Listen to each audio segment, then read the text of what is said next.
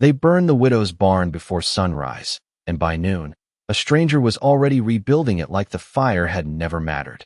Before we continue, tell me, where are you watching from? Drop your city or country below. And if you believe justice doesn't always come with a gun, stay with me. Now back to the story. The smoke still hung low over Dry Creek, thick and stubborn, clinging to the morning air like it didn't want to leave. The charred frame of what used to be Margaret Hale's barn stood crooked against the pale light, blackened beams reaching upward like tired hands. You could still smell it, burned hay, old wood, and something heavier, something that didn't belong to just a building. Margaret sat on an overturned bucket a few yards away, hands folded in her lap, staring at what was left of 10 years of quiet work. She didn't cry, not once. The townsfolk drifted past on the far side of the road, boots slow in the dust, eyes careful not to linger. Everyone knew who was behind it. Ezekiel Crow didn't need to say a word. His name traveled faster than fire in a place like this. A debt unpaid. A warning sent. That was enough. A screen door creaked somewhere down the street, then shut again. No one stepped forward. No one asked if she needed help. Out here, silence wasn't kindness. It was survival.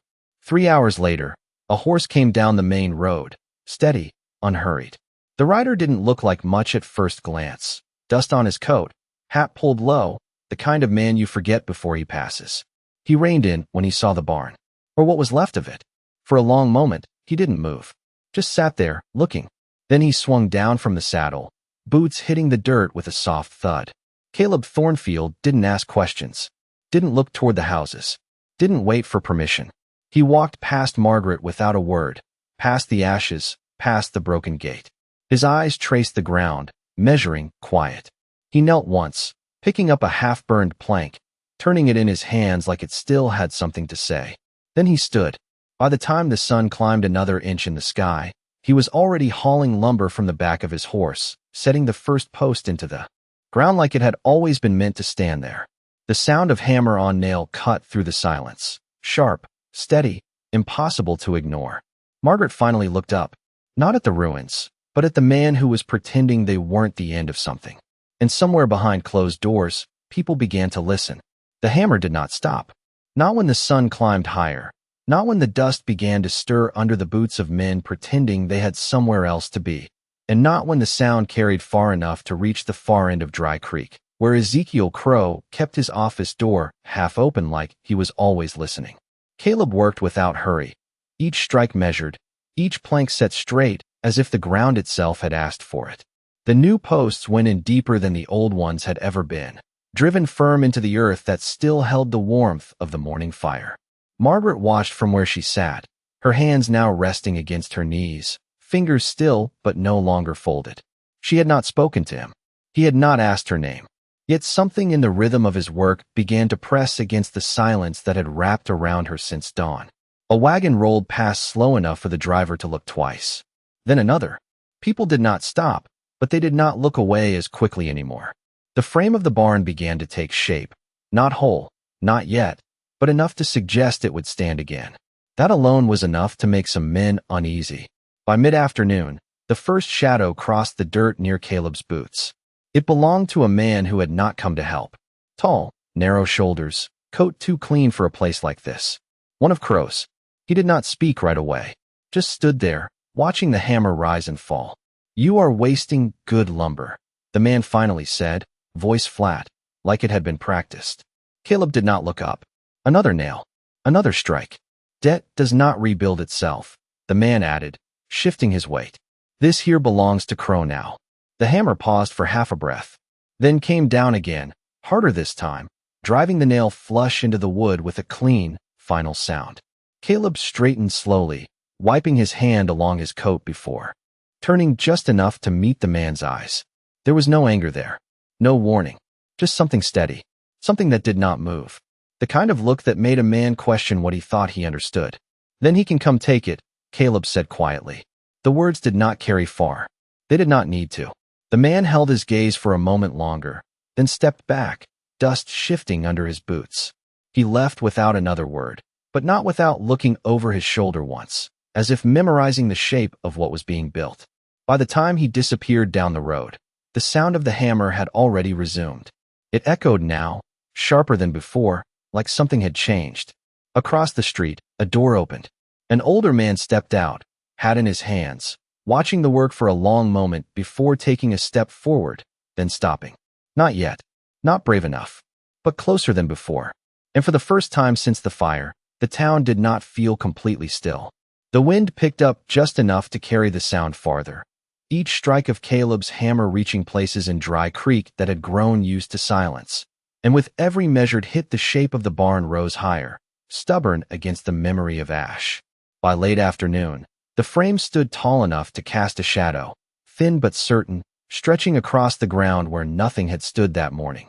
Margaret had not moved far, but she was no longer sitting. She stood now, one hand resting lightly against one of the new posts, as if testing whether it was real or just another thing that might disappear by nightfall. Her fingers traced the grain of the wood, slow, uncertain, like someone remembering how to touch something that mattered. Caleb worked a few feet away, fitting a beam into place, his movements steady, unspoken, leaving no room for doubt. The town watched. Not openly, not all at once, but in pieces. A curtain shifted here, a door cracked open there. Men who had walked past earlier now slowed their steps, boots dragging just enough to give them an excuse to look. The unease was growing. Not loud, not yet, but present. It lived in the way people hesitated, in the way they glanced down the road as if expecting someone to come and stop this before it went too far. Because everyone knew Crow would hear about it. Everyone knew he would not ignore it. And still, the hammer did not stop. Near the edge of the property, the older man who had stepped out earlier finally moved again. His name was Walter Briggs, and his hands had built more than half the fences in this town before age slowed him down. He stood there for a long moment, hat turning slowly in his hands, eyes fixed on the rising frame. Then, without announcement, he walked to his wagon, reached inside, and pulled out a small bundle of tools. Nothing fancy. Worn handles, metal dulled by years of use.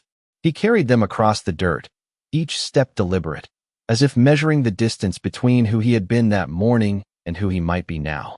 When he reached the edge of the work, he did not speak. He simply set the tools down beside Caleb and picked up a loose board, turning it in his hands the way Caleb had done hours before. For a second, the air held still. Caleb glanced at him, just once. No nod. No thanks. Just a brief acknowledgement, quiet as everything else he had done. Then he went back to work. Walter followed. The sound changed. Not louder, but fuller. 2 hammers now, not perfectly in rhythm, but close enough to feel like something shared. Across the street, another man shifted his weight, then looked away, then looked back again. The line had not been crossed yet, but it was closer than it had ever been. And somewhere down the road, a rider turned his horse toward town, carrying with him a message that would not wait until morning. The rider did not slow as he entered Dry Creek, dust trailing behind him like a warning that had already made up its mind. And by the time the sun dipped lower, casting long shadows across the half-built frame, word had reached every corner that Crow would not ignore what was happening. Not this time. Not in daylight where everyone could see it. Caleb kept working. Walter stayed beside him. The rhythm of their hammers had settled into something steady, almost calm, as if the world beyond the sound did not matter. But it did. Margaret felt it before she saw it. That shift in the air when something larger begins to move. She turned her head toward the road. 3 horses this time. Not rushing.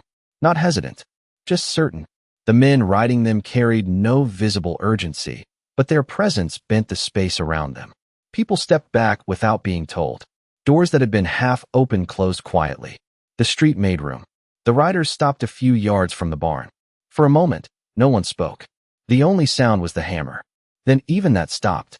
Caleb lowered it slowly, resting it against the beam he had just set. He did not step down. He did not step back. He stayed exactly where he was, standing on the rising frame, higher than anyone else on that ground. Not by much, but enough. The man in the center of the riders removed his hat. Ezekiel Crow looked older than his reputation, but there was nothing weak in the way he held himself. His eyes moved over the structure, taking in every board, every nail, every inch that had been reclaimed from the morning's loss. Then his gaze settled on Caleb. "You build fast," Crow said, voice even, almost polite. Caleb did not answer. The silence stretched. It was not empty. It carried weight. Crow shifted his attention to Walter, then to Margaret, then back to Caleb again. This land, he continued, belongs to an agreement that was not honored. Still no response. Caleb's hands rested lightly at his sides, dust clinging to his fingers, his posture unchanged. Not defiant, not submissive, just there. A presence that did not move when pushed by words. One of Crow's men glanced at the unfinished wall, then at the gathered faces beginning to appear at the edges of the street. More now than before. Not close. Not yet. But watching. Always watching. Crow noticed it too. The corners of his eyes tightened, not in anger, but in calculation. He looked back at the barn, then at the sky, as if measuring something no one else could see. Things built without permission, he said slowly, tend not to last. The words hung in the air, not raised, not forced, just placed there carefully. Caleb stepped down then, boots hitting the dirt with a quiet finality. He walked a few steps forward, stopping at the edge of the new foundation. For the first time, he spoke. Some things last because no one stands up, he said. His voice was low, but it carried. And some things last because someone finally does. The wind shifted again. Somewhere behind them, a door opened. Another man stepped out, then another, drawn not by courage alone, but by the simple fact that someone had already taken the first step. Crow did not turn. He did not need to. He could feel it. The balance had moved. Not broken. Not yet.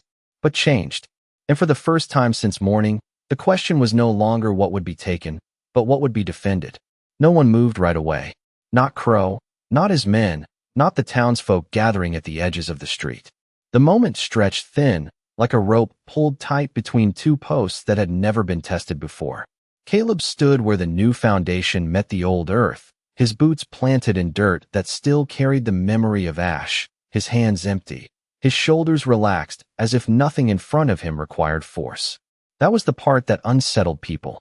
Not anger, not defiance, just certainty. Crow let the silence sit.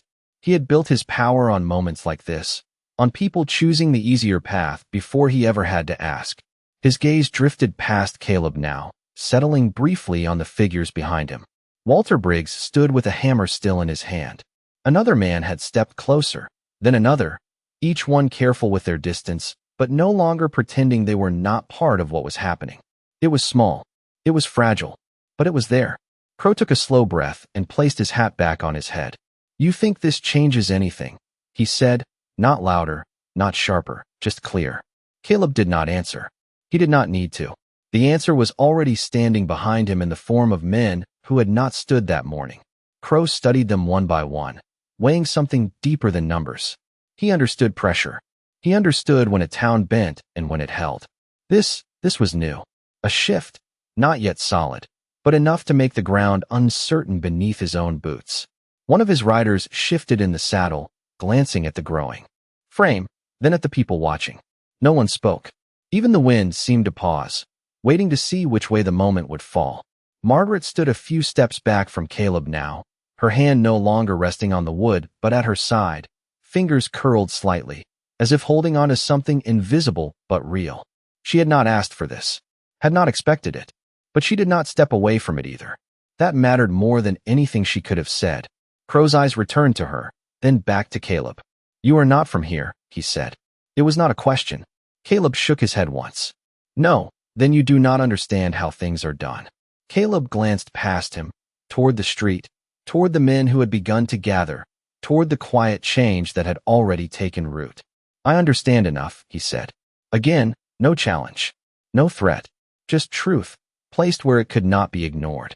Crow held his gaze a moment longer, then looked at the structure rising behind Caleb. It was not finished, not even close, but it stood, and it stood because someone had decided it would. That was the part Crow could not control. Not with papers, not with quiet agreements made behind closed doors. He exhaled slowly, the sound barely audible, but the weight of it carried. "Finish it," he said at last, turning his horse slightly. "Let us see how long it stands." It was not approval. It was not surrender. But it was not what the town had expected either. The riders pulled back, hooves shifting softly against the dirt as they turned down the road, leaving behind something heavier than they had brought with them. No one spoke as they left. No one followed. The silence remained, but it had changed. Caleb picked up his hammer again. Walter did the same.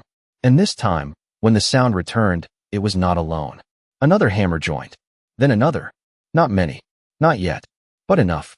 Enough to make it clear that something had been rebuilt long before the barn was finished. The sound carried into the evening, softer now but steadier, as if the town itself had decided to breathe differently. And with every measured strike, the frame of the barn grew stronger, no longer just wood and nails, but something shared between hands that had once chosen to stay still.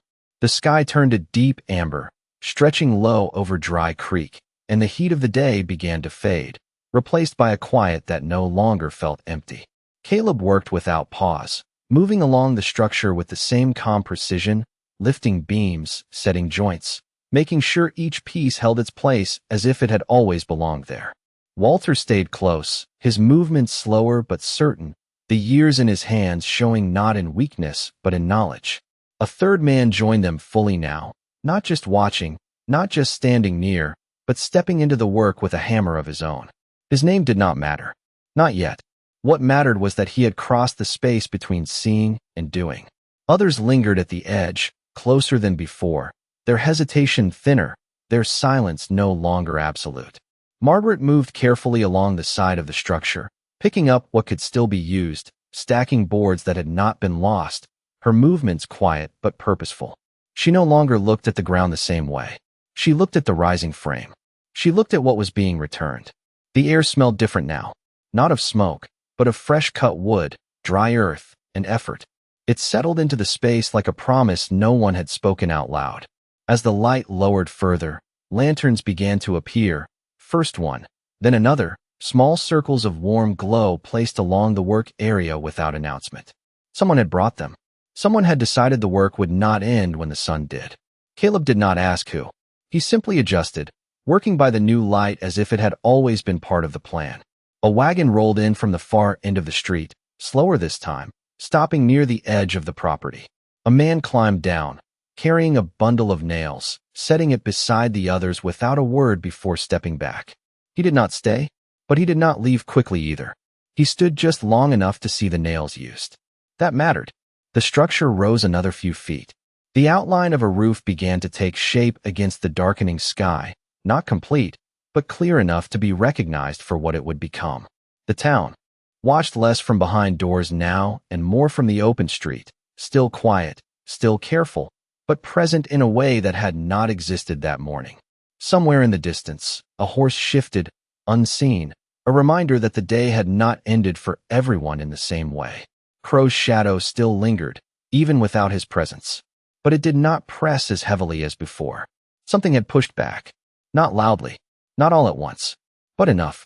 Caleb set another beam, stepping back to check its line, his eyes moving across the work with a quiet satisfaction that never turned into a smile. He did not build for recognition. He built because something needed to stand. And as the final light slipped behind the horizon, leaving only the glow of lanterns and the steady rhythm of work, it became clear that what had begun as one man's decision was no longer his alone. The barn was not finished, not even close, but neither was the silence that had once defined Dry Creek. That, too, was being rebuilt, piece by piece, with every hand that chose not to turn away. The night settled in fully, wrapping Dry Creek in a quiet that felt different from the one that had held it that morning. And under the glow of lantern light, the work did not slow. It deepened, each movement more deliberate, as if every man there understood that what they were building now would have to last beyond daylight and beyond fear. The frame of the barn stood taller, the roofline beginning to close in, casting shadows that moved with the flicker of flame, and for the first time since the fire there was a sense that something whole might return. Caleb moved along the upper beams, balancing with an ease that came from years of doing work no one applauded, setting each joint tight, checking each line twice, his focus unbroken even as more people gathered. Walter passed him another board without looking up, trusting where it would land, and below them the third man adjusted the base supports, making sure the structure held firm from the ground up. No one gave orders. No one needed to. The work had found its own rhythm. Margaret lit another lantern and set it near the far side, her hands steady now, her movements no longer uncertain, but guided by something stronger than habit. She paused once, looking up at the shape of the barn against the dark sky. And for a moment her eyes softened, not with relief, not yet, but with recognition that what was lost had not been final. Across the street, more figures stood in the open, no longer hiding behind door frames or windows, their faces lit by the same lantern glow, their silence no longer rooted in fear, but in something closer to respect. A boy stepped forward, carrying a small bucket of water, setting it down near the workers before retreating quickly, his eyes wide as if he had crossed a line he did not fully understand. No one stopped him. No one questioned him. The line had already moved. Somewhere beyond the edge of the light, a horse shifted again, unseen but not unnoticed, its presence a reminder that not all eyes in Dry Creek were watching with the same intent. Caleb noticed it. He did not turn his head, but his movements adjusted slightly, a quiet awareness settling into his posture without breaking the flow of work. He drove another nail, firm and clean, the sound echoing out into the dark like a statement that did not require an answer. The roof beams began to connect, one by one, closing the open space above into something that could hold against weather, against time, against whatever came next. Walter climbed a few steps higher now, slower but determined, placing his weight carefully, refusing to remain on the ground when the work demanded more. The third man followed, and below them another pair stepped in to support the base, hands finding purpose where hesitation once lived. The structure no longer belonged to one man, or even two. It belonged to everyone who had chosen not to look away. The lanterns burned low, their lights steady despite the occasional gust of wind, and the scent of fresh wood filled the air, replacing what had lingered from before. Margaret stood back now, watching not just the barn but the people around it, her gaze moving from one face to another, seeing something she had not seen in years, not since before her husband had gone, not since the debts had begun to close in. She did not speak. She did not need to. The work spoke for her. And as the final beam of the night was set into place, locking the frame into something that could not easily be undone, the town of Dry Creek stood on the edge of something it could not yet name, but could no longer deny, because for the first time in a long while, the quiet was no longer empty. It was full of men who had decided to stand. The night did not break their rhythm. It refined it. And somewhere between the last beam set and the first hint of dawn, the work stopped feeling like defiance and started feeling like something permanent, something that did not ask permission to exist. The lanterns burned lower, their lights softer now, casting long shadows that stretched across the newly raised frame, and one by one the men stepped back, not in retreat, but in recognition that what needed to stand for the night was already standing. Caleb remained on the upper beam a moment longer, looking out over Dry Creek, not searching for anything, just taking measure of what had changed. The town looked different from that height, quieter but not empty, the spaces between people no longer filled with avoidance, but with something closer to awareness. He climbed down without a word, boots landing with the same steady weight they had carried all day, and set his hammer aside near the base where it would be found again in the morning. Walter stretched his back slowly, the years catching up with him now that the urgency had eased, and for the first time he allowed himself a small breath that almost resembled a smile, though it never quite reached his face. The others lingered, some sitting on the edge of the foundation, others standing with arms folded, looking at what they had helped create as if trying to understand when the decision had been made to be part of it. Margaret moved closer to the structure, her steps careful but no longer uncertain, and she placed both hands against one of the posts, feeling the strength in it, the steadiness that had been returned to her ground. She closed her eyes for a brief moment, not in sorrow, not in relief, but in something quieter, something that did not need to be named. A faint gray light began to creep along the horizon, barely visible at first, just enough to outline the shape of the barn against the sky, and with it came a stillness that belonged only to early morning, before the town fully woke, before decisions were tested again in the light. The horse at the edge of the darkness shifted once more, then turned away, its presence fading as quietly as it had come, carrying with it whatever message had been observed in the night. Caleb noticed the absence more than the presence, but he did not comment on it. Some things were better understood without being spoken. The men began to drift away slowly, not all at once, each one taking a last look before stepping back toward their own lives. But something of them remained behind, held in the wood, in the lines, in the fact that they had chosen to stand when standing was not easy. Walter picked up his tools, pausing long enough to nod once toward Caleb, a gesture simple and direct, carrying more weight than words ever could. Caleb returned it with the slightest movement of his head, then turned his attention back to the structure, already seeing what needed to be done next. Margaret stayed. She did not leave when the others did. She walked the length of the frame slowly, touching each post, each beam, as if memorizing it, as if anchoring herself to something that could not be taken as easily as before. The first real light of morning spread across Dry Creek, revealing the barn not as it had been, but as it would be, standing incomplete yet undeniable, a statement written in wood and effort that no one could pretend not to see. And in that quiet moment before the town fully stirred, before Crow would hear what the night had brought, it became clear that whatever came next would not be faced the same way it had been before, because the silence that once protected fear had been replaced by something far more difficult to break, a choice made in the dark that would have to stand in the light. Morning did not arrive quietly in Dry Creek that day. It arrived with eyes, with whispers carried between doorways, with boots stopping mid-step as people took in the shape that now stood where ashes had been less than 24 hours before, and for a long moment no one spoke because there was nothing left to deny. The barn was not finished, but it was standing, its frame strong against the pale light, its lines straight and certain, a structure that did not ask permission to exist. Caleb was already moving before the town fully woke, lifting a beam into place as if the night had never ended, his rhythm unchanged, his focus steady, while Margaret stood nearby, no longer at a distance, no longer watching from the edge, but inside the space that was becoming hers again. She carried a small bucket, setting it down beside the wall, then reached for a board, her hands finding the work without hesitation, as if something in her had shifted along with the town. Across the street, a man stepped out and did not pretend he had somewhere else to be. Then another, and another. They did not rush. They did not announce themselves. They simply came closer, each one stopping just long enough to decide, then stepping forward into the space that had been reclaimed. Walter arrived again, earlier than before, tools already in hand, his eyes moving over the progress with a quiet approval that did not need to be spoken. The third man from the night before was already there, adjusting the base supports, his movements more confident now, less like a question and more like a decision that had already been made.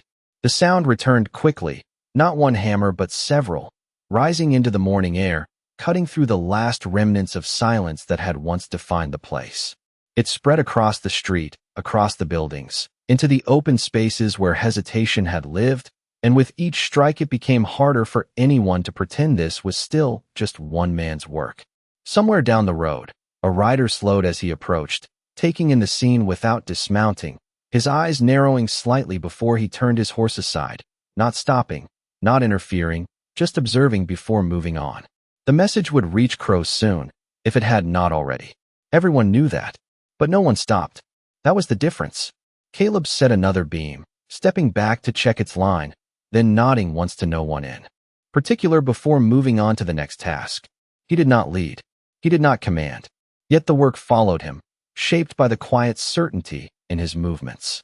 Margaret moved beside him now, passing what was needed without being asked, her steps sure, her gaze steady, no longer looking for what might be taken but for what could be built.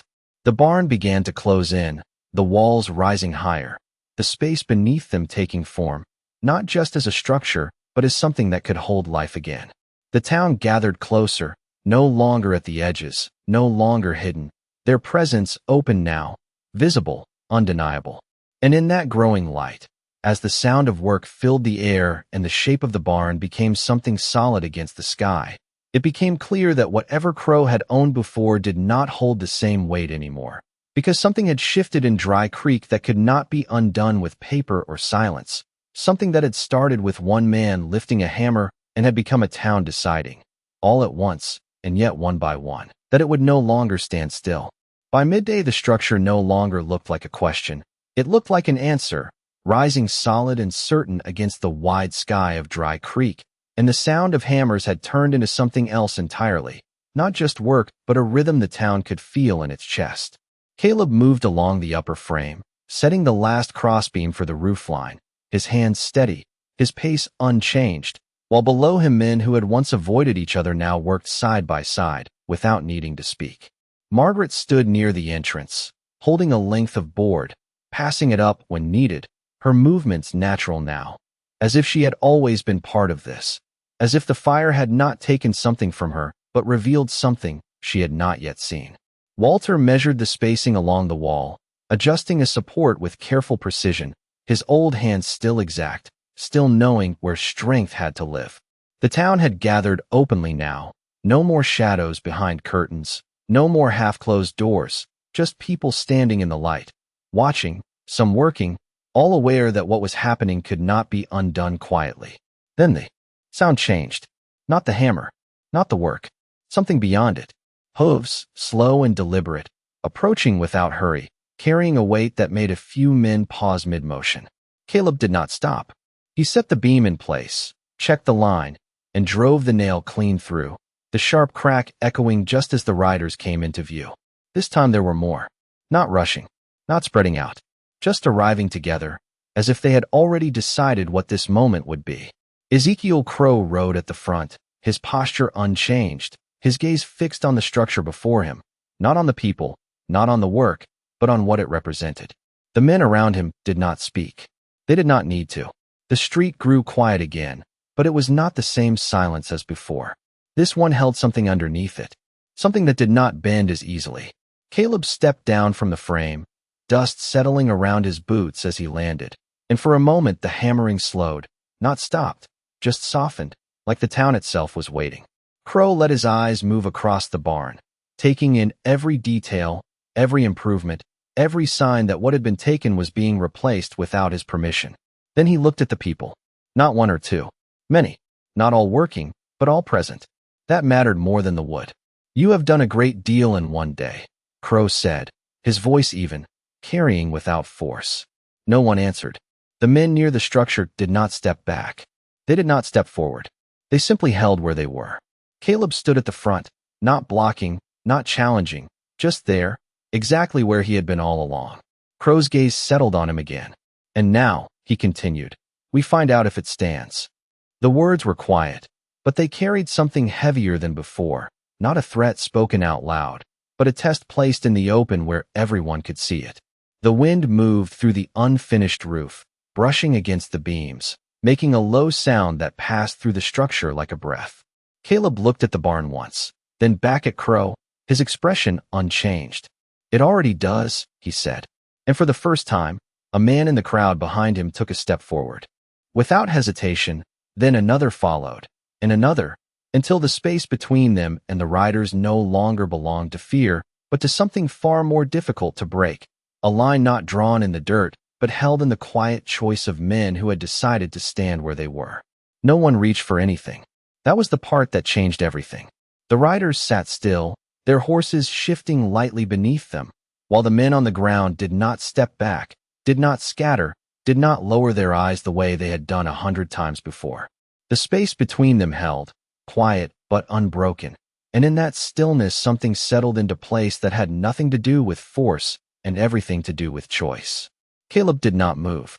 He stood where the dust met the new timber, one hand resting lightly against the edge of the frame, as if the structure itself anchored him there. Ezekiel Crow watched the line of men in front of him, his gaze moving slowly from face to face, measuring not their strength, but their resolve. It was different now. He could see it. Not loud, not reckless, but present in a way that could not be pushed aside with a word. A man near the back stepped forward another inch, then stopped, not because he had to, but because he had chosen his place. Walter stood firm, hammer still in hand, not raised, not lowered, just held, as steady as the post beside him. Margaret did not retreat. She remained near the entrance of the barn, her shoulders straight, her eyes no longer searching the ground for something lost, but fixed on what stood in front of her.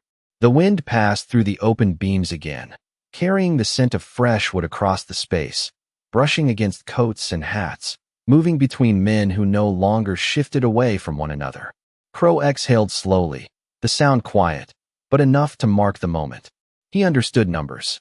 He understood fear. But this was something else. This was a town that had already made its decision before he had arrived. Not all at once, not together, but one by one, until it became something that could not be undone by a single command. One of his riders leaned slightly, waiting, as if expecting an order that did not come. Crow kept his eyes on Caleb. "You believe this holds," he said, his voice even, almost thoughtful now. Caleb did not answer right away. He glanced once at the men beside him, at the frame behind him, at the woman who had not stepped away. Then he looked back at Crow. "It does not need belief," he said quietly. "It is already standing." The words did not challenge. They did not provoke. They simply existed, the same way the barn now existed, undeniable and present. The silence that followed was not empty. It carried weight. It carried understanding. Crow looked at the structure again, at the beams set tight, at the lines that had been drawn not in dirt but in action. He could push. He could test. But he would not be facing one man. He would be facing what that man had awakened. And that carried a cost he had not planned for. His hand adjusted lightly on the reins. Not tension, not retreat, just a decision forming without being spoken. He turned his horse a fraction, the movement small but clear. The riders behind him followed without question, their formation shifting, no longer aimed forward but easing back, giving space where they had once taken it. No one cheered. No one spoke. The line held until the riders turned fully down the road, their figures growing smaller against the open land, carrying with them the weight of a moment that had not gone the way anyone expected. Only when they were far enough that the sound of hooves faded did the air begin to move again. Caleb reached for his hammer without looking around, lifting it with the same steady motion as before. Walter did the same, and when the first strike rang out again, it was not to start something new, but to continue what had already been decided. The sound of the hammer did not need permission anymore. It moved through Dry Creek like a steady heartbeat, each strike carrying the quiet truth that something had already changed beyond words.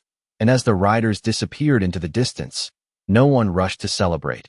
No one spoke to break the moment, because they all understood that what mattered was not what had left, but what had remained. Caleb worked as if nothing had happened, setting another board into place, checking its line with the same calm focus, as if the presence of Crow had been no more than a passing shadow. Walter adjusted the frame beneath him, his hands firm despite their age, and the others moved with a new certainty, no longer asking where they belonged in the work, but stepping into it as if they had always been there. Margaret walked along the inside of the barn, her fingers brushing the wood again, not to test it this time, but to feel it, to claim it, her posture no longer guarded but grounded, as if the space itself had given her something back that could not be taken again. The town did not disperse. Not right away. Men lingered, standing in the open, their eyes moving across the structure, across each other, across the place where the line had been held without a word spoken. A few nodded quietly, small gestures that carried more meaning than any speech. And then, slowly, they began to return to their own lives, not out of retreat, but because they no longer needed to stand in silence to prove anything. The barn rose higher as the afternoon stretched on, the walls closing in, the roof taking form, the space beneath it growing solid, defined, real. A wagon arrived with fresh boards, another with tools, no questions asked, no credit claimed, just contributions placed into the work like pieces of something larger than any one man. Caleb accepted it all without acknowledgement, not out of pride, but because he understood that this was no longer his doing alone. The work belonged to the town now. The wind moved through the structure again, softer this time, carrying the scent of new wood across the open ground, and for the first time since the fire, it did not carry anything else with it. No trace of loss, no trace of fear, only what had been built in its place. As the sun lowered again, casting long shadows across the finished frame, the barn stood nearly complete, its shape strong against the horizon, its presence undeniable. Margaret stepped back to look at it fully, her eyes steady, her breath slow, and for a moment she allowed herself to see it not as something that had been taken and returned, but as something that had been earned in a way she had never expected. Caleb climbed down from the final beam, dust settling around him, and rested his hand briefly against the wood, not as a claim, but as a quiet acknowledgement that the work was done. He did not look for Crow. He did not look for approval. He simply stepped back, giving the space to the one it belonged to. And in that quiet, as the last light of the day settled over Dry Creek, it became clear that the true weight of what had happened would not be measured in what had been built, but in what would no longer be allowed to fall. Because once a town learns how to stand, it does not easily forget. The barn stood complete before the sun had fully settled, not perfect, not polished, but solid in a way that mattered more than anything else. Its frame straight, its roof holding firm, its doors set wide as if they had never been gone at all. And for a long moment no one moved because there was nothing left to fix, nothing left to prove, only something to understand. The last light of day stretched across the wood, catching in the grain, warming it, turning it into something that did not belong to loss anymore. Margaret stepped forward slowly, her boots quiet against the dirt, and she placed her hand on the door, not to test it, not to question it, but simply to feel that it was there. She pushed it open. The hinges moved clean, steady, and the space inside answered with a silence that was no longer empty, but waiting. She stood there for a breath, then another, before stepping in, her figure framed by the doorway, her shoulders no longer carrying what they had carried that morning. Outside, the men who had stayed began to drift away without needing to be told. Their work finished, their part understood, each one carrying something back with them that could not be set down as easily as a tool. Walter lingered the longest, his eyes moving over the structure one final time before he gave a small nod, more to himself than anyone else, and turned toward the road, his steps slow but certain. Caleb remained where he was, a few feet from the entrance, his hat low, his hands empty, as if he had arrived with nothing and would leave the same way. He did not follow the others. Not yet. He watched the doorway for a moment longer, then turned his gaze out toward the open land beyond Dry Creek, where the horizon stretched wide and unclaimed. Margaret stepped back out into the light, her eyes finding him, and for a moment neither of them spoke. There was nothing left to say that had not already been done. She gave a small nod, simple, direct, carrying more weight than any thanks. Caleb returned it just as quietly, then reached down to pick up his hammer, turning it once in his hand before setting it gently against the side of the barn. Not taken, not kept, just left where it belonged. The wind moved through the yard, soft now, brushing against the wood, against the ground, against the people who had chosen to stay and those who had already gone. It carried no smoke, no warning, only the quiet presence of something that would stand. Caleb stepped toward his horse, untied the reins, and swung into the saddle with the same ease he had carried all day. He did not look back right away. He did not need to. When he finally did, it was brief, just a glance toward the barn, toward the woman standing in its doorway, toward the town that had found its voice without ever raising it. Then he turned and rode out, his figure growing smaller against the fading light, leaving behind no claim, no mark with his name on it, only a structure that would outlast the moment. In Dry Creek, no one spoke of what had almost happened. No one wrote it down.